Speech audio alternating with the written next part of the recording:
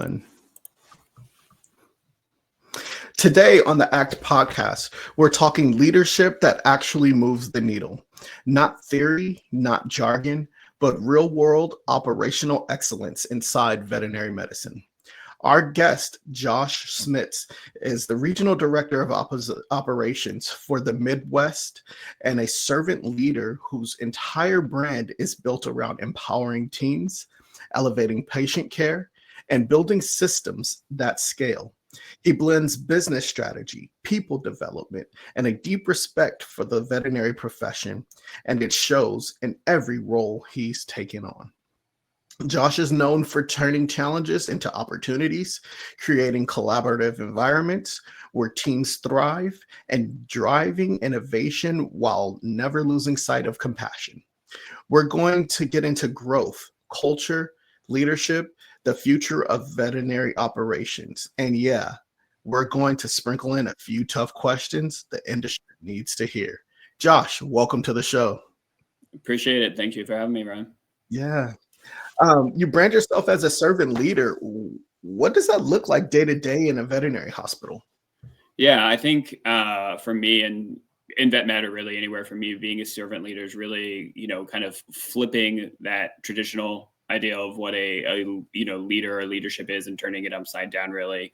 For me, it isn't about being in charge per se, right? It's about taking charge of the people that are in your charge. I think that's the big piece. If you really want to be a servant leader, it's, I always tell my people that I work for them. They do not work for me, and I'm really there to make their lives and their roles easier. And that looks differently, especially in vet med on any given day, that can change because what, the practice managers and medical directors are encountering can change so quickly. And so I think you got to be flexible and really be there to help be present for them to make their roles easier and remove those roadblocks for them.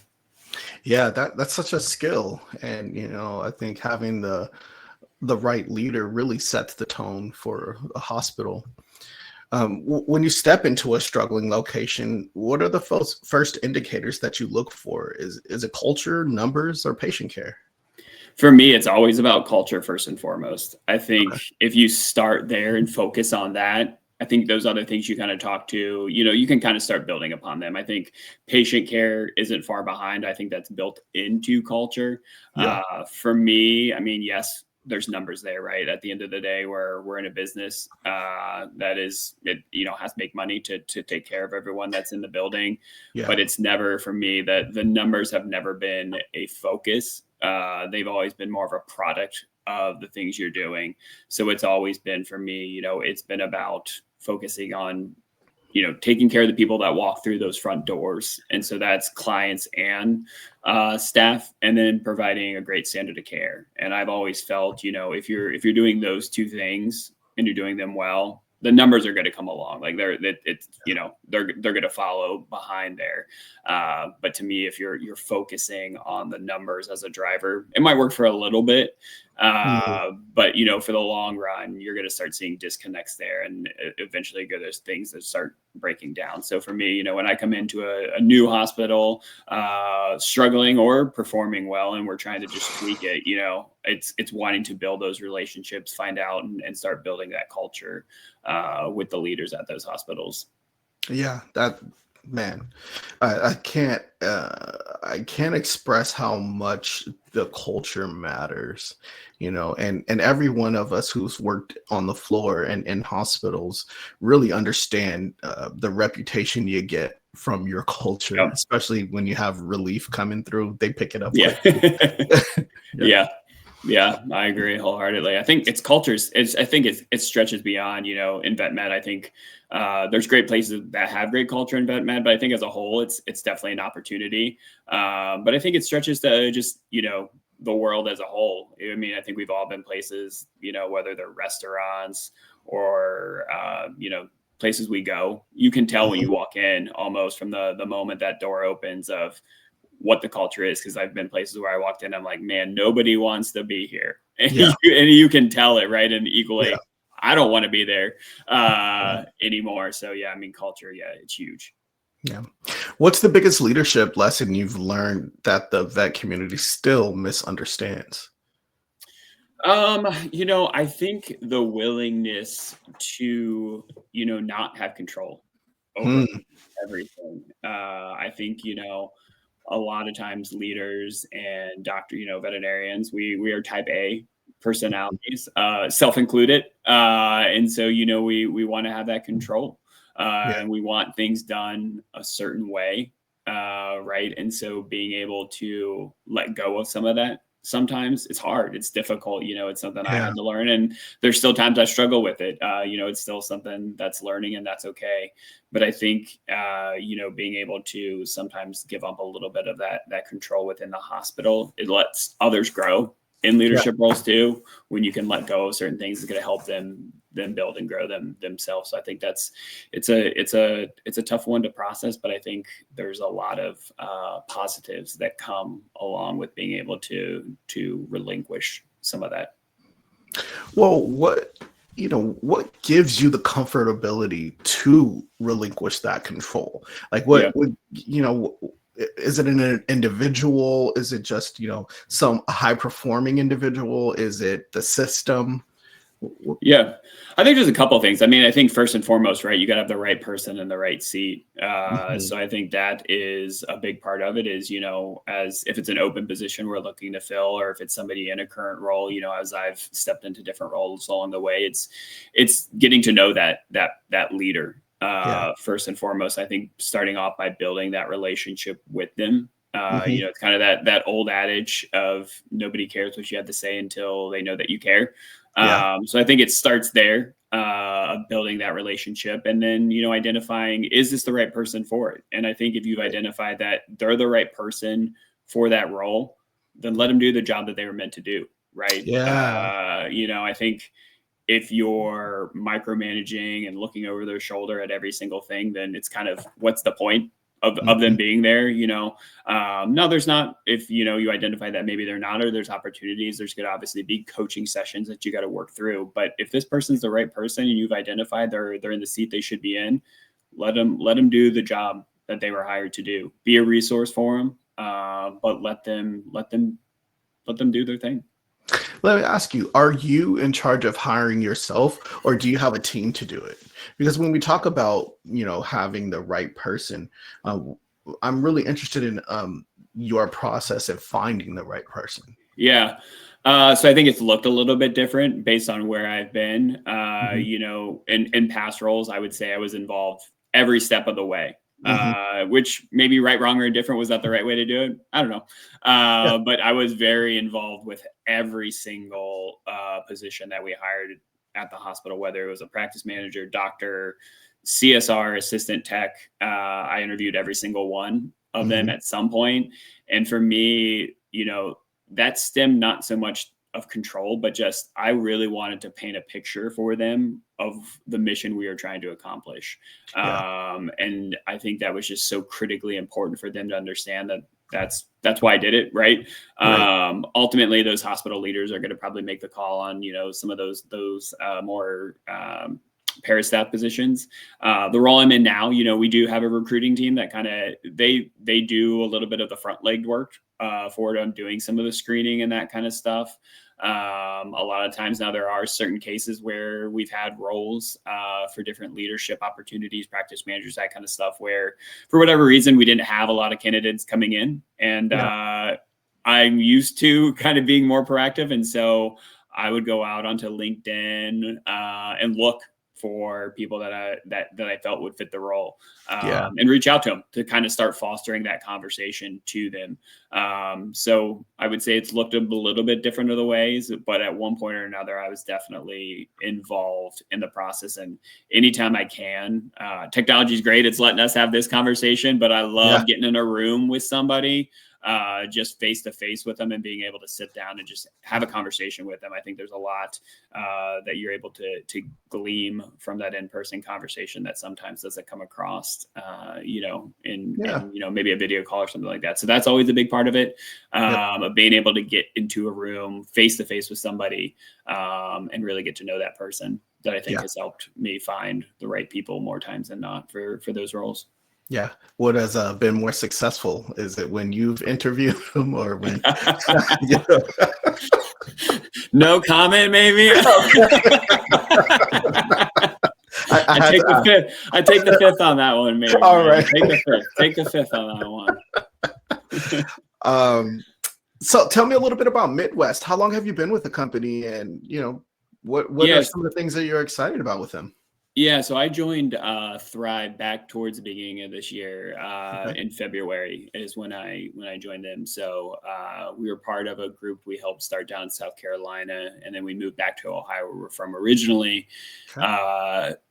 Helped a friend of ours who his family owned several vet practices when we first moved back to Ohio, but felt like I wanted something a little bit more challenging. And so talked to some different groups along the way and that kind of stuff. And for me, it's always been about kind of aligning mission and vision for that. And so like I noted, right, like take care of your people, do great medicine, everything else kind of comes along. And so, as I kind of started different conversations and came across Thrive and started those conversations, I felt those were things that were, in alignment, that were things that they really truly did believe in. And it wasn't just, a mission statement up on a wall that at the end of the day, you didn't see it enacting. And so that's what really drew me to them, is that there were a lot of initiatives and things like that that they are putting into place. We have things that we've been rolling out with like a medical excellence dashboard. And so it's really helping and drive a standard of care, not from a standard of, it has nothing to do with, dollars. It is more of just, being able to look at things on, lab work and overreads and that kind of stuff, just seeing where there's opportunities to maybe help raise that standard of care. And so that's something that I think is really exciting, and just different initiatives for our current managers to better themselves and advance into bigger roles. And so those are a couple of things as I talk to them that I felt like, yes, this is, things that are important to me, and alignment on that front. Yeah, amazing. Shout out Thrive.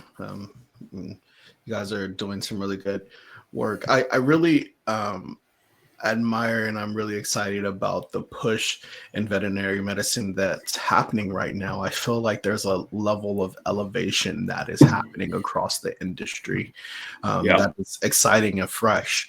Even as we talk about AI, and it's allowing us to really advance and better streamline our workload and make some really smart decisions. So that's something that we have. Most of our hospitals, we have our own PIM system. I mean, it's something that's available, but Vetspire, and we have AI that is built into Vetspire. It's not like a standalone, it's not something that's added in. It is built in there.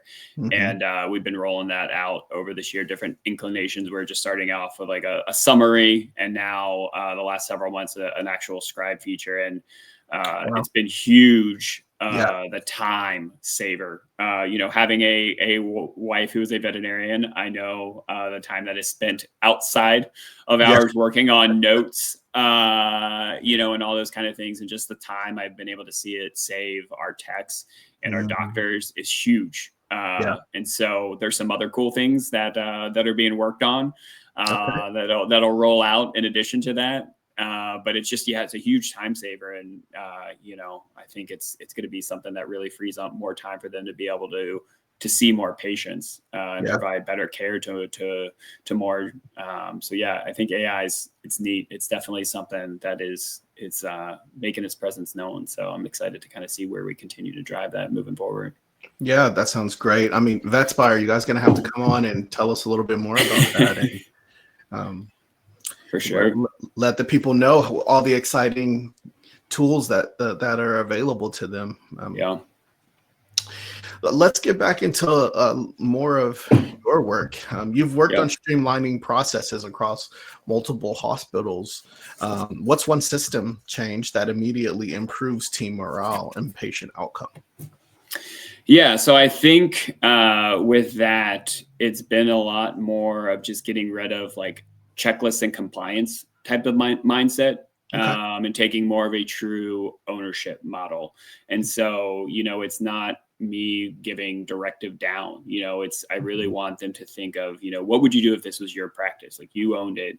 And taking that, I think it gives them more permissions to think differently. It gives them the ability to problem solve and think creatively and take pride in those outcomes too. They're not just tasks that they're going through and checking off that they're doing. And so to me, I think, when people feel like they have a voice and they have that autonomy to make meaningful decisions, that the engagement skyrockets from there. And there's just so many other positives that come along with, patient care and flow within the hospital and that kind of stuff. So I think that's, for me, a big piece of it. Okay. Scenario. Yeah. In your experience, what does a truly efficient hospital look like? Not on paper, but in the hallway at 2 p.m. on a busy Thursday. Yeah. It looks a little bit different from place to place, but I think what that looks like is you have, whether that's a manager or lead tech, they're helping direct their air traffic control, right? There's lots of things going on. You've got probably just coming back from lunch around that time.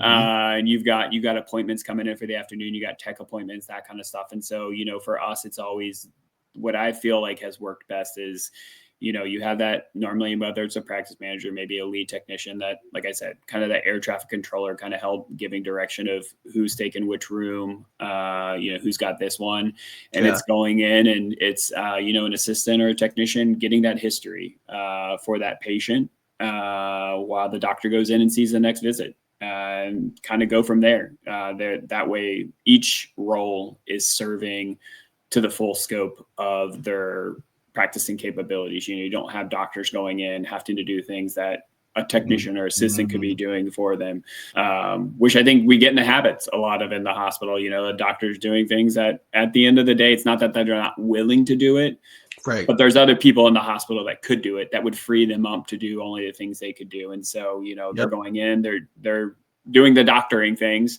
and then that assistant technician can go into the next room that's there and getting that history, and it keeps things moving so that we don't start stacking up and getting behind there. So that's, kind of normally what I've seen work and what has flowed best normally. And each place does it their own little bit different. Yeah. Well, that one of the things that you touched on, which is a very big topic right now, is utilization and having, our assistants and technicians and CSRs make sure that they're performing to the top of their capabilities. One of the things I wanted to touch on, a little bit of controversial question, and just want to get your input on that. I'm seeing that there are still hospitals out there that are struggling to move forward. And what I mean by that is we'll have some of these hospitals that are still operating where assistants are doing, depending on the state, and their regulations, are doing some work that is now not under their scope. Yeah. And then we're not using our credentialed technicians to manage that and to do those things. What would are you seeing that as well? Or what would you say to those hospitals? Yeah, I would say thankfully, I have a great group of hospitals that I currently work with that we don't have a ton of that where there isn't a lot of underutilization, thankfully. But I think it's an adjustment, right? Change is always hard. So I think it's sitting down and, having a conversation, because I think sometimes we get into a habit of, well, it's just always been that way. That's how we've always done it. On whether it's utilization, scheduling, and anything like that. And I'll be honest, I hate that answer. It's just because it's always been done that way doesn't mean it's the right way to do it. But I think it's sitting down and having a conversation, and doing a lot of, seeking, exploring, and, open-ended of, tell me, how does that look? Tell me the what, behind of why, like get them talking, get them to verbalize, because I think a lot of times it's just, well, this is how we've done it. And nobody's kind of really sat down and talked through it with them, because I think once they kind of start talking through it and they start hashing it out, they kind of start walking into it and see of like, oh, well, this might not be the best way to go about doing it, but it's just, it's kind of status quo, and change is hard. And so I think anytime where if nobody's pushing you to necessarily change, Yeah. we are, creatures of habit and comfort, and we're probably not going to do that. So I think that, for me, it's in those types of situations, though, it's sitting down and just getting that open discussion going, getting them to kind of talk through those situations and see their viewpoint, on it too.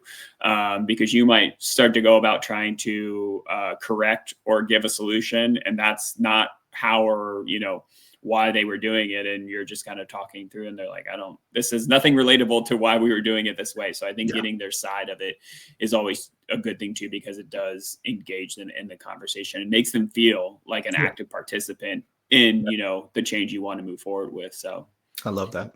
Yeah. Yeah. And change in the veterinary medicine world is, that's a topic in and of itself. It is. Yeah. How do you balance operational KPIs with the emotional realities of vet med? Yeah. Like I said, vet med is a family affair. My wife is a vet, it's ultimately what got me into the field was her. So I know that relation there. But two, for me, I always, I want any hospital I've ever been involved with, I want it to be a place that people enjoy going to work. At the end of the day, it's something that will always stand out to me. Is we went to have lunch with our middle daughter one time, and we were sitting in the cafeteria, and one of her little friends came up, and it was very well known of what, my wife and I do. And she came up and she's like, well, guess what? My mommy hates work. She hates her job. She hates going there every day. And it just hit me. And I'm like, man, like that is a reality. And like, that's what she's going to grow up thinking of what work should be, right? Yeah. Like it's somewhere you dread going, you don't enjoy it. And not that we don't have hard days. We do. Right. Nobody's asking anybody to be a robot, but hopefully you're creating a culture where when you have those tough days, they lift you up. And so for me, like it's always really been the focus to try and create that type of environment where people enjoy getting up. They like going to work. They don't wake up and going, oh, I gotta go to work today. And creating that type of environment, and really, kind of a litmus test at the end for me has always been, would I feel good about one of my daughters being an employee here and working here? And if the answer is no, then we got to do something different, because everybody deserves that same type of respect that I would want one of my girls to have. And so, kind of circling back to the beginning of, for me, it has always been built around of take care of the people that come through that door, do great medicine, and those KPI, they're going to come. The financial performance indicators are going to follow along, because you're going to be creating an experience, very big on looking at other organizations, outside of vet med, but places like Ritz-Carlton, Disney, Chick-fil-A, those places, they have created a culture and they've created an experience. And so I think that's where, if you do those things, the financial thing's going to come along, because internally people are going to talk and be like, this is a good place to be. You should come here. Yeah. And outside of it, your clients are going to talk and say, man, that experience that I'm having there, it's different. It's not what I'm seeing everywhere else. And they're going to come. And so for me, it's always been making sure we're filling the cups of our people first and foremost, so that they can fill the cups of those that are coming in to see us. And if you do those, like I said, I've seen it time and time again. And you would be hard pressed to convince me otherwise that the financials don't come along with it. And so I think, yes, you need to be aware of them, and you can use them as, I've always viewed, KPIs, scorecards, those kind of things, as it's a diagnostic tool, right? Yeah. Just like blood work. Just like we run blood work on a pet to see, hey, where might there be opportunities? To me, that's what they are. They are a diagnostic tool that we utilize to identify areas of opportunities within the hospital, and to guide, those trainings or those learning things. But they can't be the compass, because if so, then you lose your true assets, and that's the people that are there. I love that. Making it an experience. I really like that. Yeah. I mean, to me, that's what it's always been about, because listen, there's a lot of vets out there, right? Like there's a lot of places you go, and at the end of the day, for the most part, right? Like there's some maybe, from hospital to hospital variants, but we're all doing the same type of things. We've all got the same medications, right? So why does somebody choose to go to one practice over another? Yeah, it's the experience. It's the experience. Yeah. You know, and so we're big Disney nerds ourselves. And so, you know, just that same type of thing. Part of it is it's the experience. And so I think defining that experience, it sets you apart in the field for sure. If you guys want top tier experience, Josh Schmidt. That's right. That's right. Absolutely. So tell me a little bit, we talked a little bit about it off camera, but tell me a little bit about your sports background and how that's tied into your work and how that's helped you. Yeah, I mean, for me, it really, I think, built my work ethic and my viewpoint as a whole. You know, I played sports growing up, all the different things, soccer, baseball, all the things. But it was about third or fourth grade. One of my buddies said, "Hey, you want to sign up for wrestling with me?" And back in the 80s, he said wrestling. I'm thinking Hulk Hogan, Macho Man, like we've got the turnbuckles, we've got everything, right? And I was like, yes, let's do this. I'm 100% on board. We get there. To my chagrin, there was no rings, there was no turnbuckles. I'm like, what is this? This is not what I expected. He lasted a couple of weeks. Flash forward 30 years down the road, I'm still involved in it. But I think, you know, it really taught me so much about discipline, accountability, and, you know, what it means to lead by example, even when no one's watching. You know, when you're at practice, you know, you'd have those, you know, you played sports, you'd have those people on the team. They're like, oh, coach isn't watching. You know, we can get away with something. And all that was doing was hurting you. Because when the lights came on, it's time to go. Guess what? You're the one out there. And so I think that's when it really started for me, of just setting those things. And I started to find that fulfillment in helping others grow and just watching that build that confidence and be able to push past limits, you know, and reach their goals. And so all those things carry over into, you know, the business, personal life. But they were ingrained at such a thing. And, you know, that it really helped, I think, set who I've been able to become. And so, yeah, it's a huge piece of it.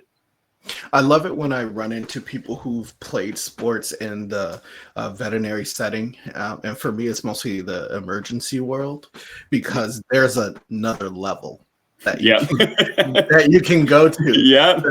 That people who haven't played sports don't really innately understand. You know, when it's go time, when it's tired, where everybody's tired and we're like, hey, we've, you know, the board's filled and we're like, look, we just got to knock this out. If you have somebody who has a sports background at all we have to say, hey guys, let's go. And then it's just something that clicks. And we always call it embrace the grind. Embrace the grind. Yeah. There's no other way. You have to. Yep. Absolutely. Yeah. Any innovations or trends in hospital management that excite you right now? Yeah, I mean, we hit it on a little bit. I think AI is a big one when it comes to innovation. That's coming down. You know, we talked a little bit about some of the things we're doing, but I think it's allowing us to be more in tune of being able to focus on client education and be more efficient and just, you know, meet, you know, it's an ever advancing technology, you know, through apps and AI. And, you know, I think as a vet world, we got to stay on top of it and figure out how that works into our workflow, because if we don't, you know, if you're somebody that's choosing not to integrate it, you're gonna get left behind. So I think that's a huge thing. It's not, you know, it's not just smarter, more advanced systems, but it's the systems that we can utilize to provide better care for our people and the ones providing the care. So I think that's a big piece coming down the road. To talk about hospitals right now and the team, what are the most common obstacles you're seeing preventing technicians and assistants from growing professionally? From growing professionally, I think it's, you know, are we providing them with the opportunities? I think, you know, we have to present those opportunities. And I think we got to make sure we're giving time to foster those opportunities, right? Like Ooh, it's yeah. sometimes it's hard, right? Like we're Yeah. busy. Hospitals are busy places, you know, and we always need patients coming in. And so then it's that balance, right? Of, you know, saying, well, we want our people to get better, but we need to see the pets that are coming in. So I think presenting the opportunity. So, you know, giving those resources, whether it's, you know, running the internal training opportunities and programs, that kind of stuff, or making them aware of outside opportunities. You know, that is one good thing with VetMed. There's a lot of outside learning opportunities with different Cs and that kind of stuff. But I think then also making sure you're giving the time for them to pursue those things. So you can say, oh yeah, we want you to get better. We want you to learn these new things, but there's no time to do it. So then it kind of falls flat. And so I think, you know, whether that is an assistant or a technician or even your practice managers or your medical directors, those kind of things, you've got to make sure you're giving that time and setting that time aside for them to be able to pour back into themselves. If you really want them to improve. And if it's something you say you believe in, then you got to kind of put actions to word of making sure you are allowing them the time to pursue those resources. Yeah. Speaking of that, how do you develop leaders internally, especially those who don't see themselves as leaders yet? Yeah. Well, I think that's it. I think, you know, there has to be a want to. You know, it's okay if somebody doesn't have the skill set. I think that's something in VetMed a lot of times you do see is that they don't have the skill sets, you know, especially, you know, like I said, I have a wife who's a vet. I've gone and spoke to a bunch of VBMA groups. You yourself, you guys have a lot of stuff to learn. And so that leadership management, there's just not time for it. Right. And so a lot of times it's not there, or practice managers are a lot of times somebody that started as a CSR or they were a technician and they got promoted into the role. But nobody's really showing them how to be a leader. So I think the biggest thing for me a lot of time is a desire and a want to, that if somebody has that desire and willingness to want to learn to it, that's huge, that they're willing to pour in to it and that they are actively seeking it is huge. And so I think if you have those attributes by somebody and they're willing to do it themselves, then you can lead into them and you can give them those resources. So I think for me, it's always been who within the hospital has shown a want and a desire for more. And if you show me that, I'll get you the resources to do it. But you've got to be a willing, and you've got to be an active participant. And at certain times you got to kind of step up and advocate for yourself of saying, hey, pick me, raise your hand a little bit for those opportunities. Definitely a sports-minded person.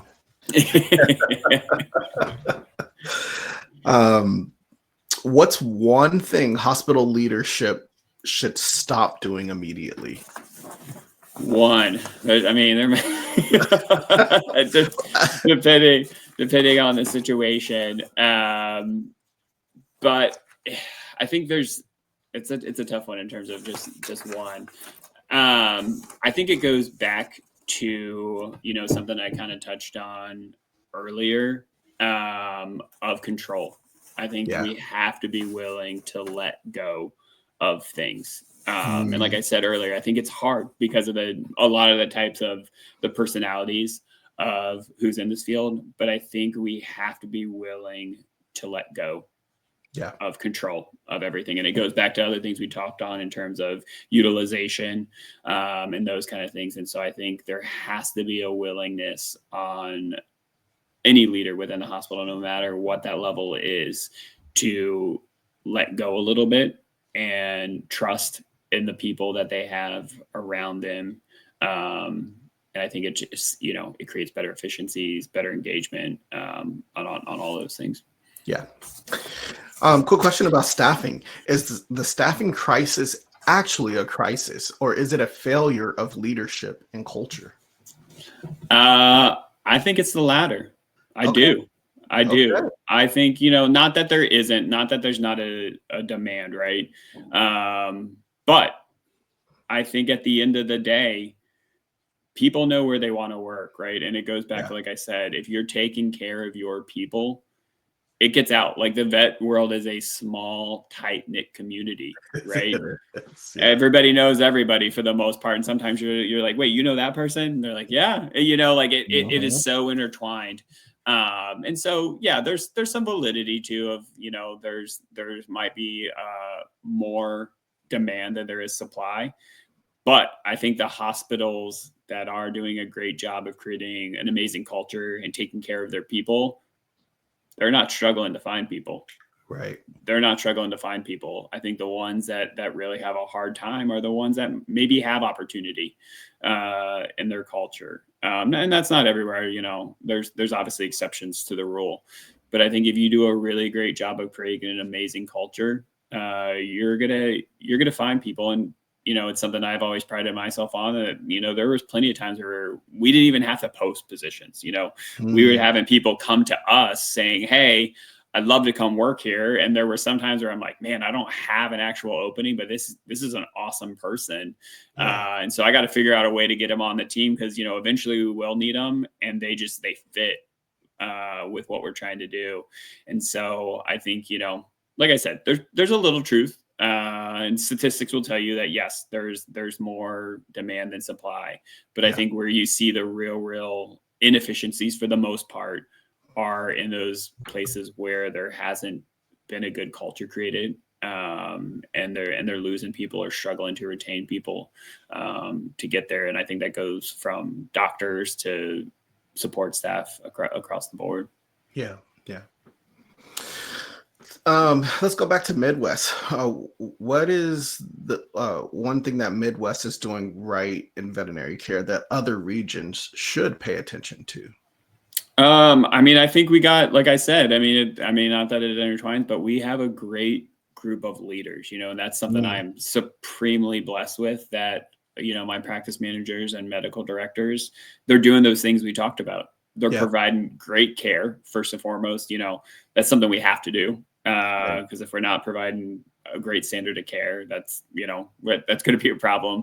But they're good at they're great at providing that medicine, and then they've done an amazing job of creating a culture where people want to be, and that is so many different things. That it's engaging. They've created an engaging community within their hospitals where people feel seen, they feel heard, they feel as though they do matter and they do care. And they're doing those things that I've talked about. If they're finding opportunities for their staff to grow and develop in different ways, giving them opportunities to be leaders within those four walls, and grow and advance and develop their skills.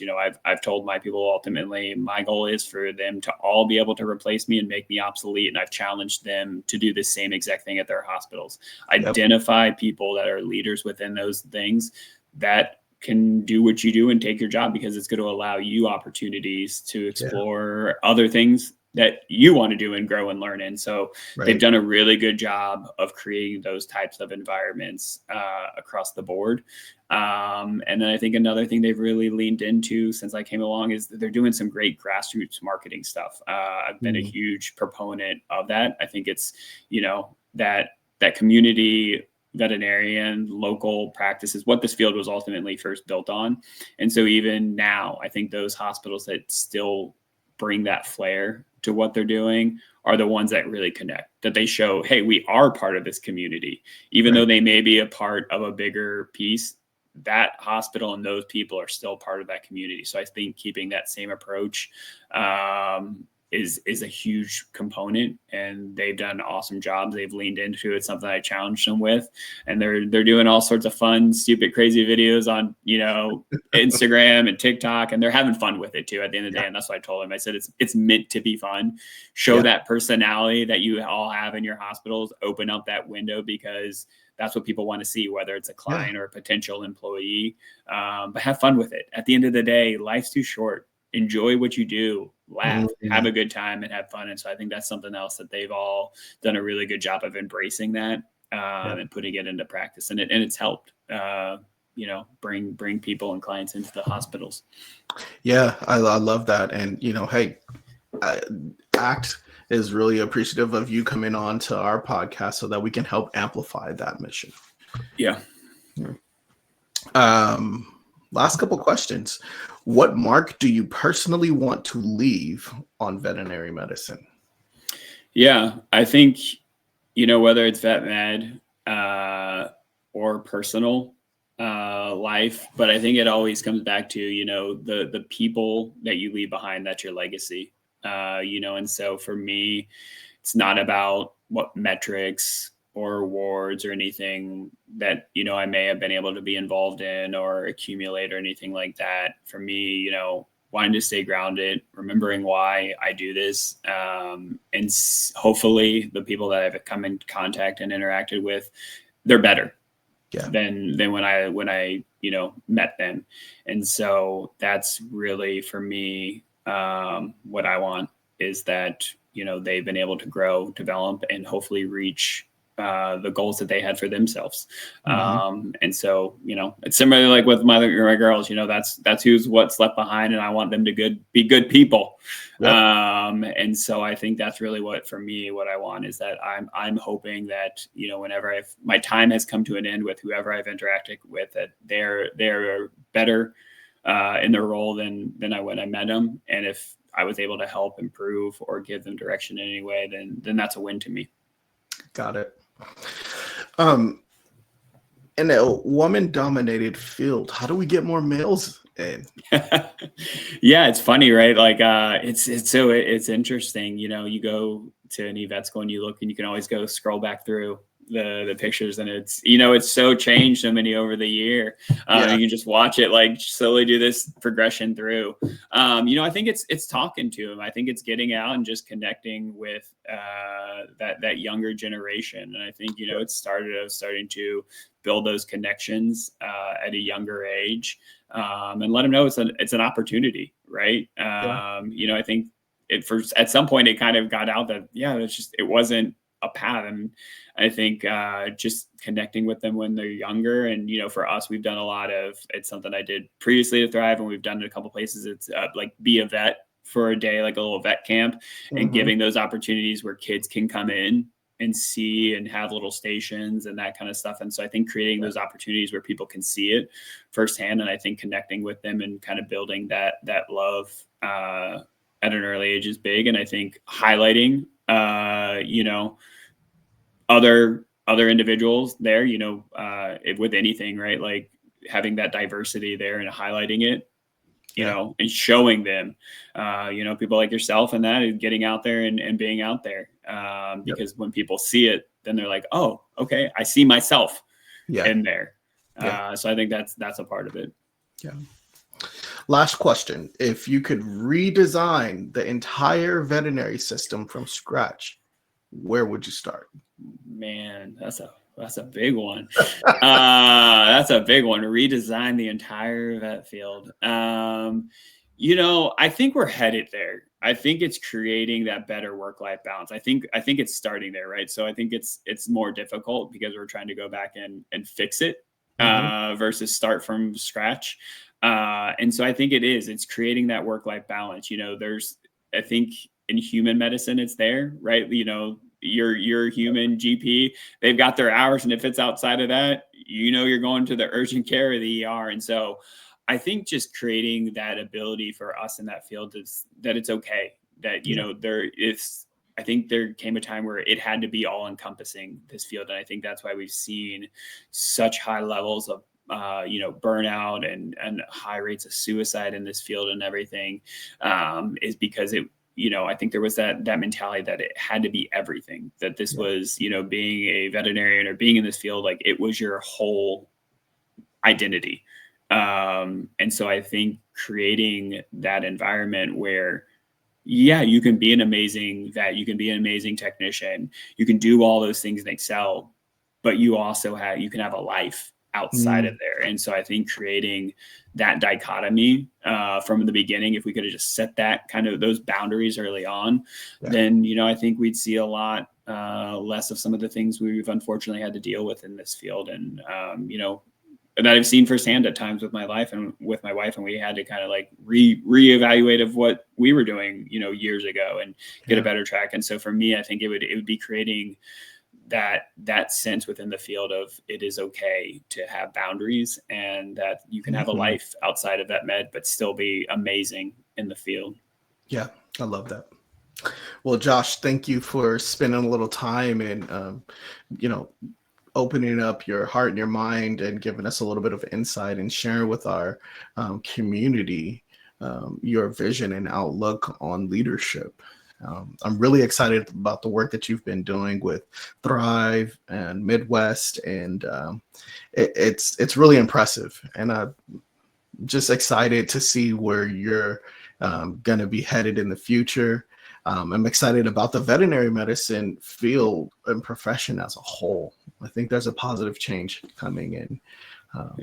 Yeah, I agree wholeheartedly, and I appreciate the opportunity coming on. I love chatting about the field and leadership, and a little bit of sports mixed in too. So all the things that speak true to my heart for sure. So I appreciate the opportunity. By the way, what's your team? Do you have a team in football or what? Football. What do we? Yeah, football. Football listen, right now. Listen. So I do. I'm a big, at time unhinged and unhealthy. My wife would tell you. One's doing really well. The Ohio State University Buckeyes. Okay, of course. And then my pro team, they're struggling. The Cincinnati Bengals. Oh, Joey B going down again hurt us for sure. So that's been a rough year. So I've got a lot of yin and yang going on. I got one that's bringing me down and one pulling me up. So Cincinnati's pretty. I'm actually sad for them right now. Yeah, that's tough. It's a tough going, but you know what? My dad the other day, he's like, "I'm sorry. I saddled you with such a bad team." I said, "It builds character. It's okay. I wouldn't change it for the world." Well, I can't talk. I'm a Raiders fan. Okay. So. Moving on. You feel the pain, right? Exactly. Hey, but I'll redeem myself with the Warriors. I was gonna say your Golden State Warriors behind there. They've been doing it. So I love them. Basketball is You know what? The sad part about it is basketball is my first love, but I say it didn't love me back. I was better at football. You go. Love it. Love it. Awesome. All right. Well, Josh, I'll let you go. Won't waste any more of your time. Thank you so much for joining us. Appreciate it. Ladies and gentlemen, this segment will be out on YouTube. The full video will be out on YouTube. Look out for it on LinkedIn, Instagram, and TikTok for the snippets. Josh, Coach Ryan 925. That's where you'll be able to find it, and then I'll send you the original so that you can share it as well. Awesome. Thank you so much, ladies and gentlemen. This is another great segment. Thank you for joining.